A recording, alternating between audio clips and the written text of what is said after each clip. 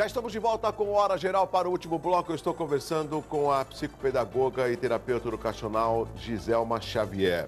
E as perguntas não param de chegar. O Carlos da Vila Belmiro, Giselma, estudei na Fundação Bradesco e o método de ensino através de televisão, CDs e fitas, o professor só tirava as dúvidas. Por serem crianças e adolescentes, não seria melhor unir o útil ao agradável usando o mesmo método da Fundação Bradesco? Sim, né? A questão é assim, não se larga. Quando aparece algo novo, a gente tem a tendência a abandonar o antigo. E não é verdade. Assim, na verdade, o novo vem para ampliar o que já existe. Né? Então, quanto mais você se utilizar de todos os recursos que você tem, melhora. Ou seja, ler um livro, exatamente, ler um jornal, folhear um jornal, guardar uma reportagem, né? E é bom, né, pegar, né? Aquele negócio do toque. São os sentidos que nós temos que precisam ser preservados. O tato, ele é muito importante. Ele é muito importante. E é diferente você tocar na tela e tocar no papel. E quando você fala do tato, Giselma, eu vou mais longe. É o abraço, é o cumprimentar, é o tocar, é o acariciar. São coisas que a gente não vê nos dias de hoje. As pessoas acabam ficando distantes. O Uriel, Giselma, acabou de ligar no 3041-6777. A senhora comentou que todos os estudantes hoje em dia fazem o uso do celular na escola. A senhora acha correto dizer que todos os estudantes são assim? E o professorado fica parado? Até onde os pais estão envolvidos para solucionar esse problema? Olha, quando a gente fala em todo, a gente está falando da maioria, né? A gente tem que considerar a maioria. Acho sim que desde que você tenha um planejamento, um projeto que a tecnologia seja inclusa e seja operacional, tudo bem. Eu tenho filhas e uma delas estuda no ensino médio e faz uso da tecnologia, só que ela tem disciplina para isso. São coisas distintas. Essa disciplina partiu dela ou da mãe? De ficar comentando, instruindo para que ela faça corretamente. Isso, ela teve acompanhamento familiar. Isso é ponto pacífico, né? Muito embora, assim, até é irônico colocar um adendo aqui, né? O pessoal fala assim, geralmente quando eu saio com as meninas, eles falam assim, nossa, Giselma, como suas filhas são educadas. Você é uma excelente mãe, né? Eu falei, não, eu sou uma excelente educadora. São coisas distintas. Porque às vezes a mãe, aquilo que eu falei, se perde também na emoção. Então, esse deslocamento de colocar disciplina e ver que o seu filho é um ser humano que um dia vai para o mercado de trabalho, vai precisar e não ficar protegendo, saber que ele erra, que ele tem as limitações dele, sim, que ele precisa ser apoiado, não encobertado diante da situação. O Reginaldo Teixeira do Gonzaga, na sua opinião, o ECA, que é o Estatuto da Criança e Adolescente, contribuiu para o professor ter mais controle sobre os alunos? Ter mais controle? Eu acho que é o inverso, ao contrário, né? Eu acho que protegeu demais, né? Eu tenho situações tão delicadas que tem um adolescente que ele é provocativo mesmo, ele tira os educadores assim do limite e tal, aí manda chamar Giselma, né? Só quando eu tenho problema, manda chamar Giselma. Quando eu chego perto dele, que eu vou colocar qualquer detalhe, assim, ninguém nunca me viu alterar o tom de voz, entendeu? Até hoje, amanhã pode ser que isso aconteça, eu sou humana. Mas eu tenho um centramento, eu me preparei para isso, então eu sei lidar com o outro. Ele fala assim, lá vem ela, só porque eu sou preto. Entendeu? Sim. Ele já se defende atacando e te colocando em circunstâncias. Ele mesmo acaba praticando bullying próprio. Com ele mesmo, mas deixando para o coletivo, porque ele sempre faz, sim, isso quando tem audiência. Para se tornar uma vítima. Isso, ele passa a ser a vítima. Ele faz todo o jogo de vítima. E aí eu acho que uma boa parte dos professores não estão conseguindo lidar com isso.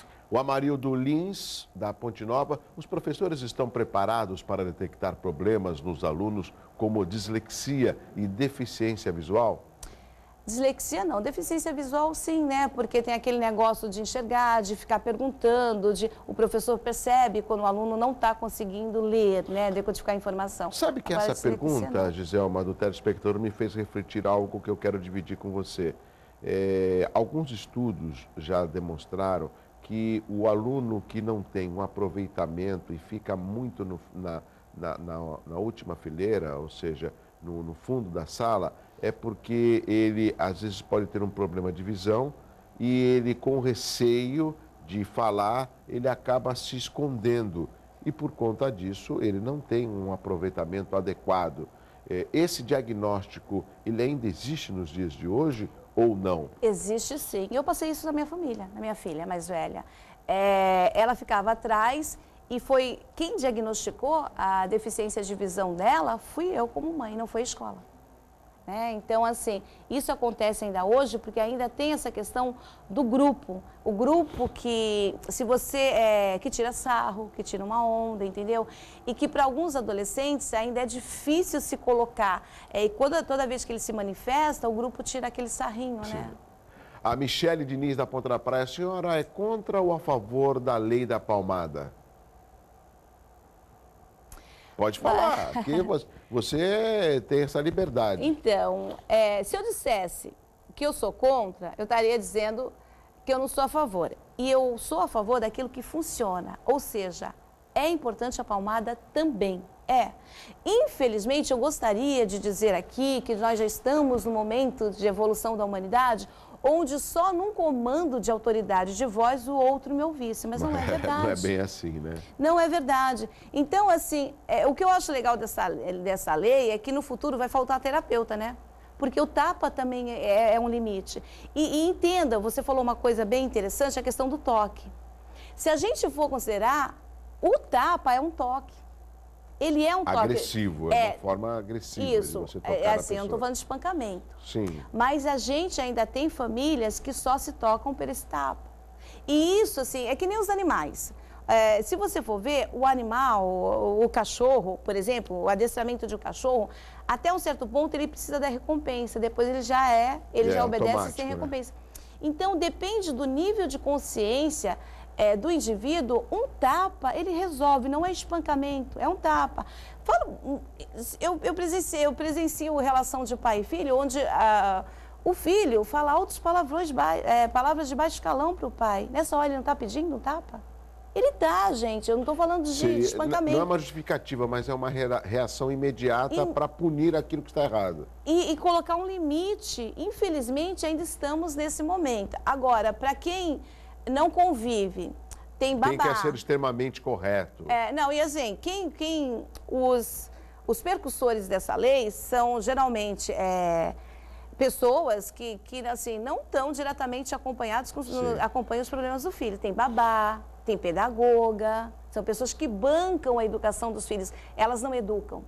Elas bancam para alguém educar. Elas terceirizam. Isso, Douglas, perfeito. Por isso que eu gosto de você. Elas terceirizam, olha que palavra perfeita. Terceirizar a educação de um filho. Giselma, rapidamente, mais uma pergunta. Na Luana Passos do Gonzaga, quais são os principais problemas enfrentados pelas escolas na implementação da educação inclusiva? Em primeiro lugar, estrutural. Segundo lugar, a questão de profissionais especializados para lidar com isso. E, em terceiro lugar, a falta de formação nossa, como educadores, que nem todos estão preparados para isso. A gente fala de inclusão, mas a gente não prepara, né? Na realidade, a sala de aula, o professor, os educadores, para que essa inclusão possa ter aí a sua receptividade e o retorno inclusivo. Eu acho fundamental. Existem também leis que amparam as pessoas portadoras com deficiência, mas a gente não vê o outro lado, o contraponto da preparação, por exemplo, da rede de ensino, tanto pública como privada, de dar esse respaldo para que haja a inclusão, que eu julgo fundamental, mas com condição técnica e pedagógica, né? Perfeitamente, como tudo na vida, né? Você não se preparou para estar aqui nesse momento? Lógico. Você sem preparo tendo que entrevistar alguém. Não, aí a gente vai patinar. Então, ia patinar, como tudo na vida. Você prepara a terra para jogar semente. Giselma, chegamos ao final do Hora Geral. Obrigado pela sua participação. Já tinha um tempo que eu queria convidá-la para você vir conversar aqui com os nossos telespectadores. A Giselma é psicopedagoga, terapeuta educacional, uma pessoa que eu tenho um carinho muito especial e pôde esclarecer, acredito eu, e ajudar os nossos telespectadores. Tá bom, Giselma? Eu que agradeço. Muito obrigado. pela sua participação. Continua mais um pouco. Parabéns a Iesca Carrião, a Adriana Alves, Nayate Jordan, a Aline Bartolotto, Jorge Moura. Muito obrigado pelo carinho, parabéns para vocês, muitas felicidades. Lembrando que durante o período eleitoral nós não teremos a reapresentação do Hora Geral, mas tem um site que você pode rever e assistir os programas, que é o euestoucomvocê.com.br. Voltamos amanhã às 7 horas da manhã com mais uma edição do Hora Geral. Um abraço assim, ó, muito forte para você. Tchau, tchau, até amanhã às 7.